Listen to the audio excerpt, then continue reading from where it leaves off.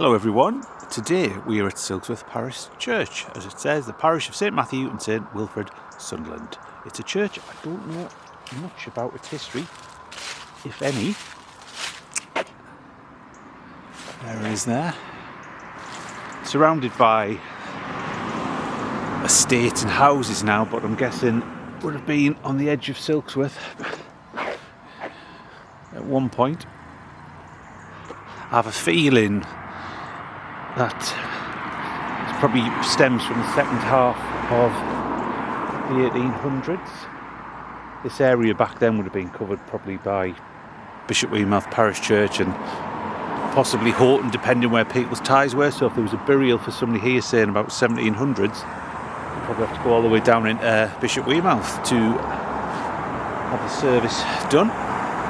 So in the second half of the 1800s, lots of new churches appeared in the Sunderland area to help out with places like Sunderland Parish Church, Bishop Weymouth Parish Church, Monk Weymouth Parish Church, just to the rising population. So I'm just guessing that. So here we have, in affectionate remembrance of Margaret Robson, wife of John William Robson of Silksworth Colliery. The voyage of life's at an end, the mortal affliction is past, the age that in heaven they spend, forever and ever shall last. Nice lovely epitaph. Silksworth Colliery, I think it's probably about half a mile away from here. There used to be a big pit here, so there's a lot of mining history in Silksworth. Now it's just part of Sunderland, but it used to be a village in its own right. So I'm guessing there is going to be a lot of colliery memorials in here from accidents and so on. And probably mentions of little farmsteads and so on. It's quite ornate, isn't it? I've never been inside. I've actually only been to this cemetery once, one Sunday at the very start of this year for a flying visit to find something. So, didn't find it. Some very ornate carving there. That's for members of the Allman family. No, in memory of Anne Allman. Allman must be the middle name for this Parkinson family.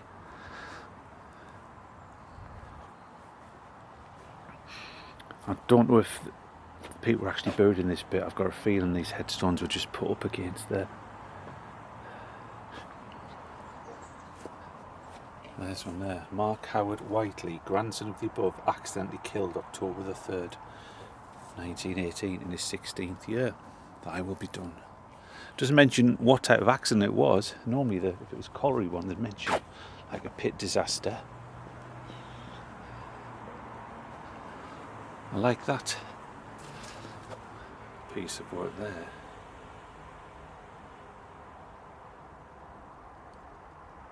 Lovely that.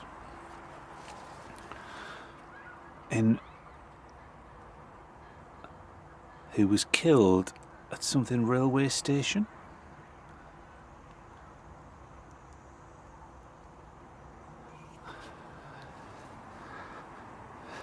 Now the headstone I was looking for was for a young girl who was murdered in, I think it was the 1880s, by somebody who ended up being hung at Durham. I've got a feeling that it might be it because I think she was killed on a railway line between like Tunstall, Silksworth or something like that. Could be hers. But when I came in, I couldn't actually find it.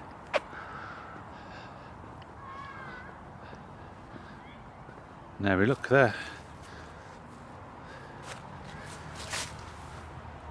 William, the beloved son of Henry and Esther Hodgson, who was accidentally killed on August 22nd, 1898, aged 27 years. So there's another accidental death. Possibly colliery. That'd be some tragedy. I recognise some of these surnames that are quite popular in this part of Sunderland and in the area. Cowie, Snowball.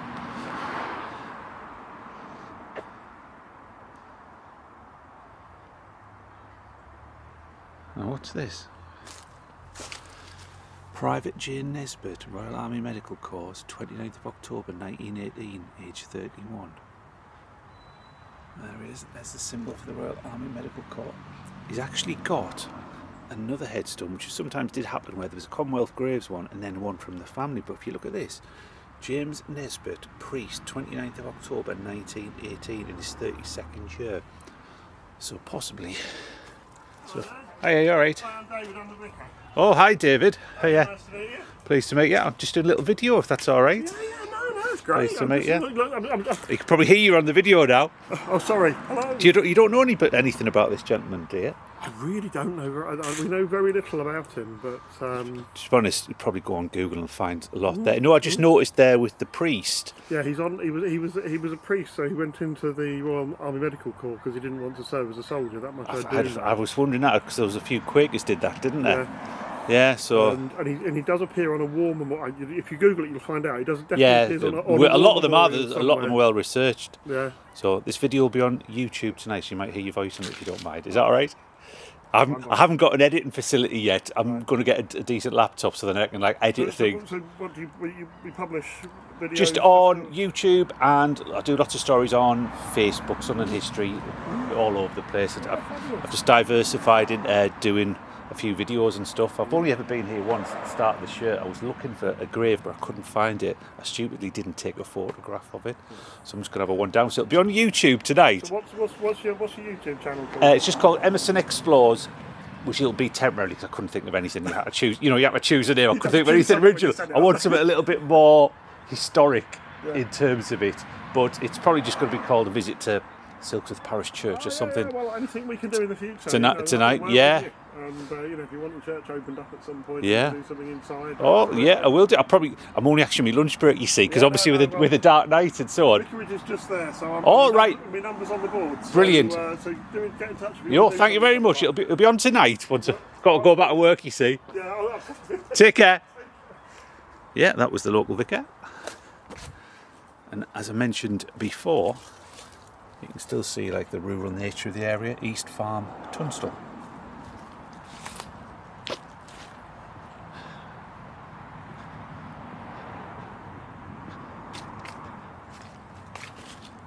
And there's another accident. William, the beloved son of William and Eleanor Cutter, who lost his life at Silksworth Colliery, January the 26th, 1887, aged 16 years. He was a member of St Matthew's Church choir. Sad story. 16 years, killed at the colliery. I said we've only looked at a few headstones. That's 3 accidents already.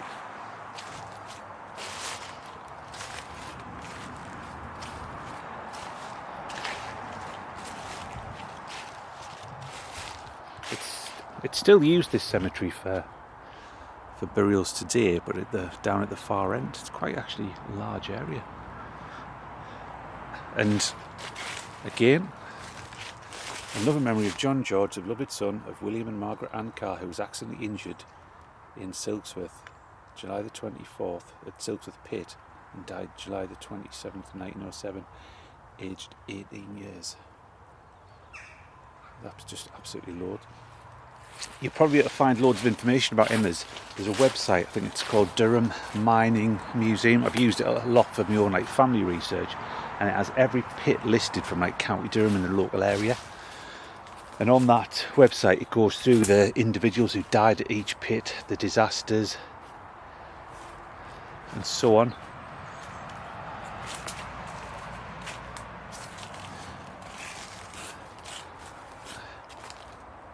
It's a nice epitaph. This is for members of the Elliot family, a good northern name.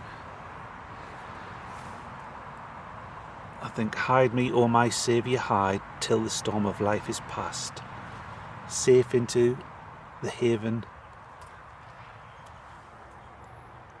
guide to the something my soul at last.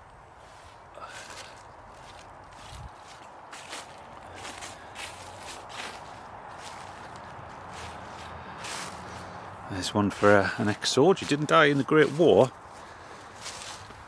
Colonel H.W. Cunningham Bulkley, late 2nd Battalion Durham Light Infantry, died 1909. Nice fancy name, Cunningham Bulkley. I've not heard of that surname before.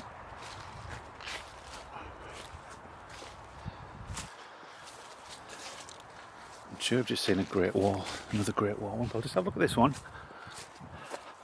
That must be look at those, some shipbuilding family names there. Robert Pyle Doxford died March 1932, aged 81 years, and also Ada, wife of. So I'm guessing by the size of this burial plot, that's from Doxford Shipyards.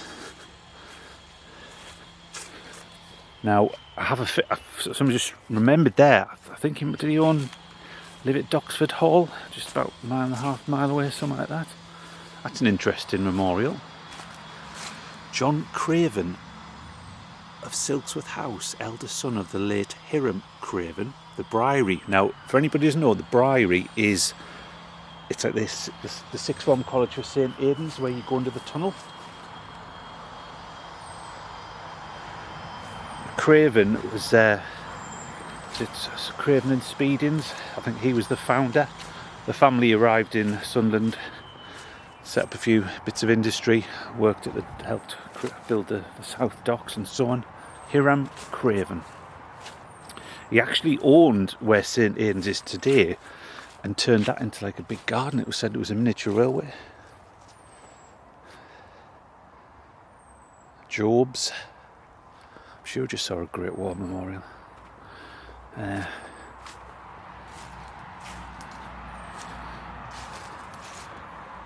Frederick James Story, Grenadier Guards,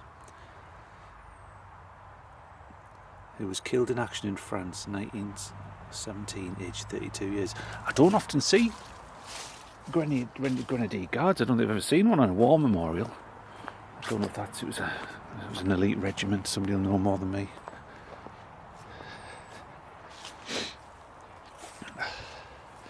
Look at this, George, the beloved son of James and Elizabeth Shillaw, who died, it doesn't have the year, the result of an accident at Silksworth Colliery, aged 23 years. Then another accident. Deeply regretted by the members of the Sunderland West End Football Club, by whom the stone was erected in memory of their dear comrade. So, a young footballer, life cut short. That headstone looks 1890s, early 1900s, possibly 1880s. It's around that particular era. I wish I had a lot more time to look around here. There's some more old ones. A lot of the videos I'm doing at the moment do feature cemeteries, churchyards and so on. That's simply because with the dark nights and the dark mornings, at least you can come somewhere here where it's quiet, whereas a lot of the stories and stuff I want to do, I need to be in Sunderland city centre, which obviously it's too busy during the day and you don't want to catch people in it and the noise and so on. But there is going to be lots more videos of all sorts of stuff, of forgotten bits of Sunderland history and other places. Mould.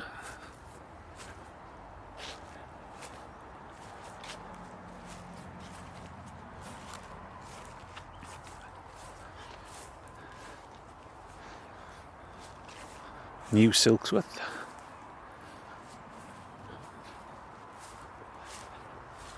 I might have to come back and do another part of this section, cemetery. For some reason, well, I think this particular camera, once you get a 4GB, it splits it into two, which is a bit of a pain.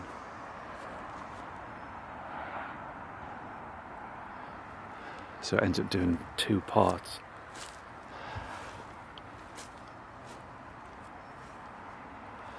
I'm going to have to go, there's a fine monument over there.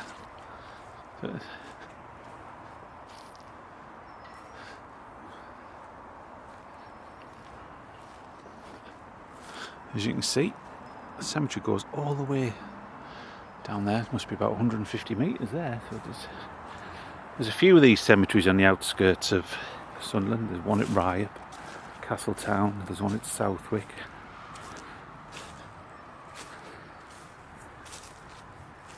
Elliot, Royal Field Artillery, another casualty of the Great War.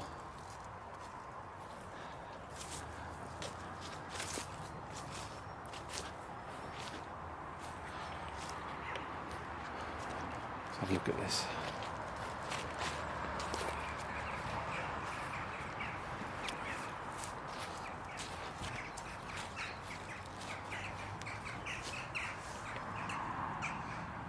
That's for Agnes, in memory of a daughter who was 14 years and 6 months old, safe in the arms of Jesus. So parents erected that beautiful angel in memory of her, and it cost a fortune. Sadly, it's lost its time. You don't see that many angels, probably because it would have been a lot more expensive. Now that's a good surname. George Custard. Frederick, their son, killed in the Great War, aged 31 years, and named a number of daughters.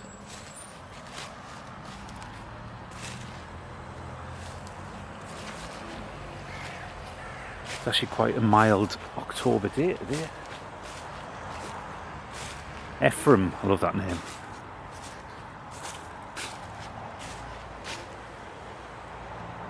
It's a fine column.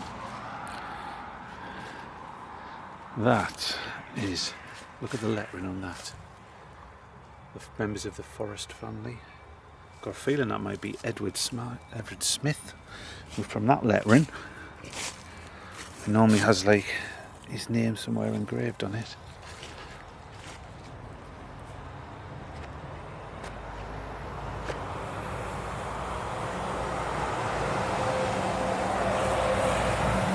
Another soldier, Captain Alfred Augustus, is that Beeks or Reeks? Who died February the 21st, 1913, aged 32 years. I think that was just before the war. Was the war start 1930? I always forget. I should know.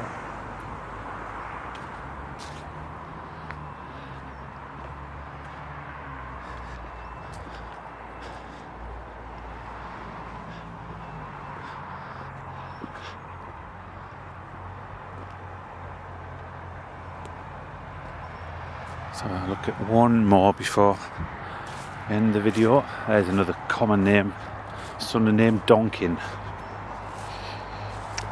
Another name not so common there is Curtin.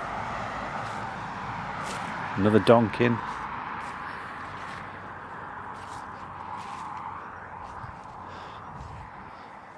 What's this? Must be about the size of about two football pitches, a little bit more.